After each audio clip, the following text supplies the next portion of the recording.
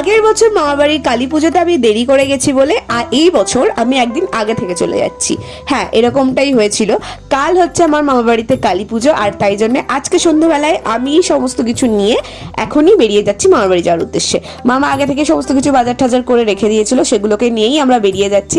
Already মামার পল্লবেশে অনেক কিছু নিয়ে গেছে, আর পরের টোটোটায় আমরা নিয়ে গেলাম। প্রথমেই গিয়েই বসে পড়েছিলাম সবার সাথে আড্ডা মারতে, আর টুসকি দিয়ে আর খুশিকে অনেকদিন পর দেখে আমরা এতটাই আড্ডায় মত্ত হয়ে গেছিলাম যে চা খেয়েছে সেসবের ক্লিপও নেওয়া হয়নি। তারপরে বসে গেছিলাম লুচি আর তরকারি খেতে। লুচি আমি খুব একটা খাই না, বাট তাও সেদিনকে সবার পাল্লায় পরে খেয়েই নিয়েছিলাম। তারপরে পিঠাও খেয়েছিলাম। তারপরে বসে গেছিলাম কাজ করতে, কারণ কালকে দুপুরে খাবার যা যা রান্না হবে সেই সবই কাটাকুটি এখানে চলছিল। আর আমাকে আর খুশিকে সব থেকে টাফ কাজ দেওয়া হয়েছিল মুখ বন্ধ করে মটরশুঁটি ছাড়ানোটা। আমরা কিন্তু বিশ্বাস করে একটাও খাইনি। যাই হোক, তারপরেই আমরা সবাই মিলে যেহেতু হাতে হাতে কাজ করছিলাম, যার জন্যে তাড়াতাড়ি সমস্ত কাজ শেষ হয়ে যায়। 11টার মধ্যে সমস্ত কিছু কাজ শেষ করে আমরা খাওয়া দাওয়া করে শুয়েও পড়েছিলাম, বিকজ কালকে ভোর 6টা থেকে আমাদের উঠে যেতে হবে। তো আজকে এতটুকুই, দেখা হচ্ছে পরের পার্টে। বাই।